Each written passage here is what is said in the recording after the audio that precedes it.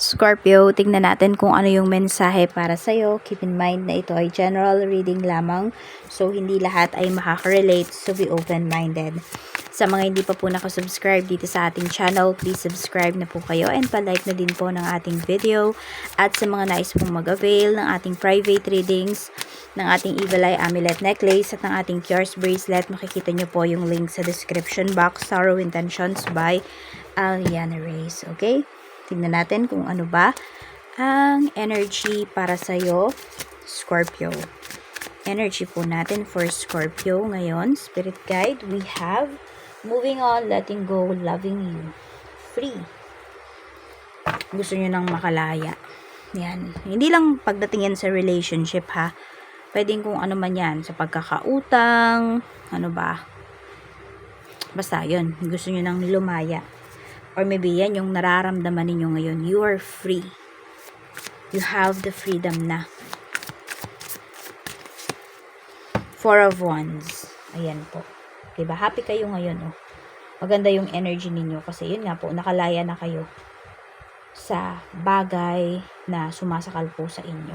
Or pwedeng mga tao yan, no, na sinasakal kayo. Pwedeng nahanap nyo na yung soul tribe ninyo. Kasi ang saya nyo dito. Tingnan natin. Yung iba naman po sa inyo, pwedeng nakabayad na kayo sa bahay. Ayan o. Nakabayad na kayo. Kunwari, nag-loan kayo ng bahay, ganyan. So, tapos na. Tapos na yung mga bayarin ninyo.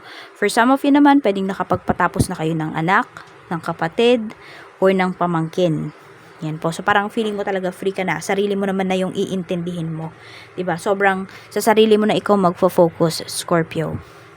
Energy naman sa paligid mo. We have the Empress. Oh, it's either marami ka nakikitang buntis or nanganganak.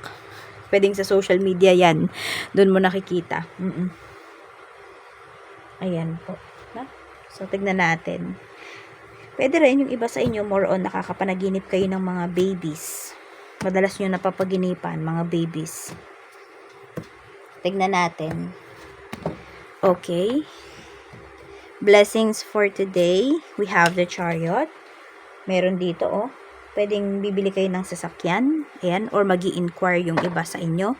Kahit ano man po itong uri ng sasakyan, ha. 2 wheels, 3 wheels, or 4 wheels. We have Knight of Wands. May iba sa inyo, parang hindi lang kayo titingin. Pwedeng bibili na rin talaga kayo. We have the wheel. Hawak nyo na yung pera.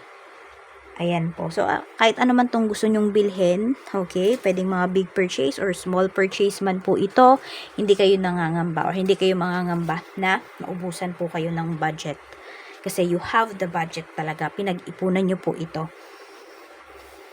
Yung struggle mo naman, we have the Hangman.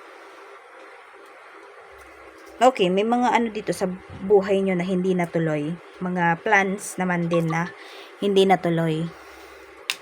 We have Temperance. We have 8 of Cups. Sa pag-alis naman ito, mukhang may delays nga talaga kayo, no, na meron kayong delays dito. Pero could be some of you, parang blessing in disguise din ito eh. Kasi baka meron pa kayong mga kailangang ayusin. Kaya hindi rin natutuloy itong pag-alis ninyo. Scorpio. Maya, basta parang may delays kayo dito sa travel. Ganyan. Or kung hindi to travel, basta parang magmo-move lang yung iba sa inyo. Kunwari from another city. Or kahit ano to sa trabaho. Pero pwedeng hindi siya natutuloy. Oo nga. Yan. Kasi sasakit lang daw ulo nyo pag natuloy yan. Ibig sabihin, meron divine intervention na nangyayari dito sa life ninyo. Kaya hindi natutuloy yung iba po ninyong mga plans. So, huwag kayong ma-frustrate dito. Tignan nyo kung ano ba yung pros and cons dun sa gagawin po ninyo. Kasi baka meron kayo dito mga nakakaligtaan. Check natin sa money naman, kaperahan po. 4 of Swords. O, diba? Sobrang kalmado kayo. Pagdating sa pera, we have 7 of Swords. Tahimik kayo. Tahimik kayo ngayon pagdating sa inyong kaperahan. You see? Ang ganda ng energy ninyo. Alam mo yung very proud ka pagdating sa kung ano man yung mayroon ka, pero hindi mo siya pinagmamalaki. Diba? Hindi mo siya binubulgar sa ibang tao or sa social media. Pero feel na feel mo yung pera mo. Feel na feel mo na nag-grow yung money mo. Masaya ka sa status ng life mo.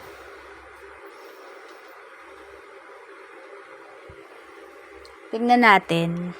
Okay, pagdating naman po sa career, we have naman 7 of Pentacles.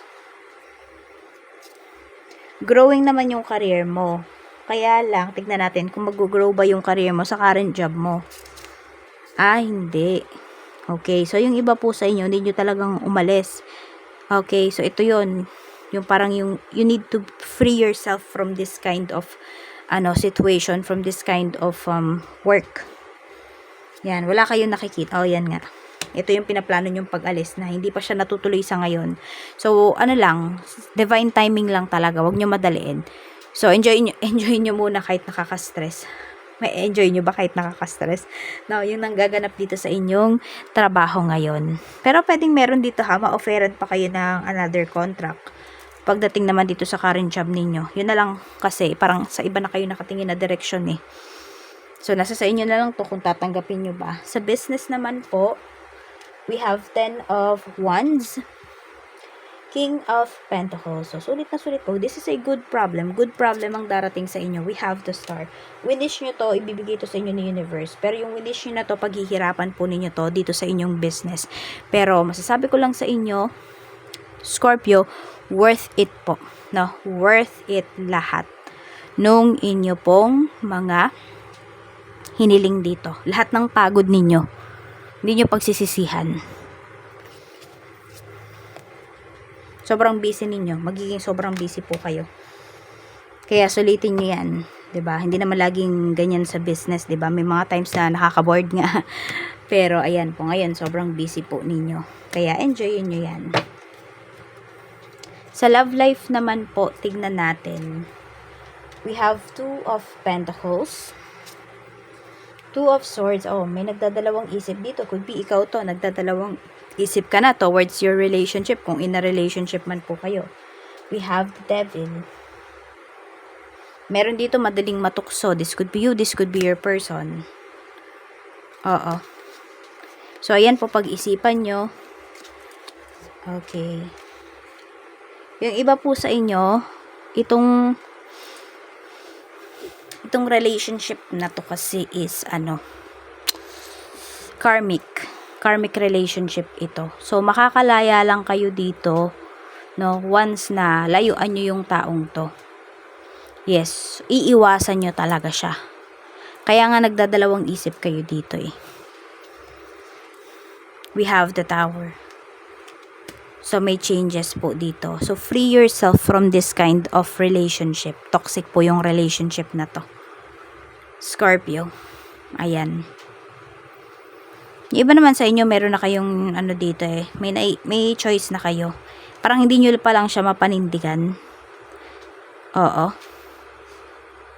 Kasi, nandun pa rin na parang natatakot kayong mawala yung taong to sa life ninyo. Pero alam mo talaga, yun nga, some of you kasi, toxic na nga yung relationship at yung iba po sa inyo ay ito po ay na lamang karmic relationship to.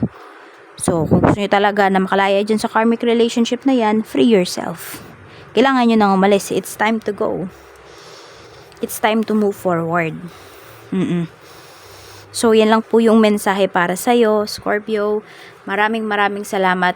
Ingat ka po always and more blessings to come.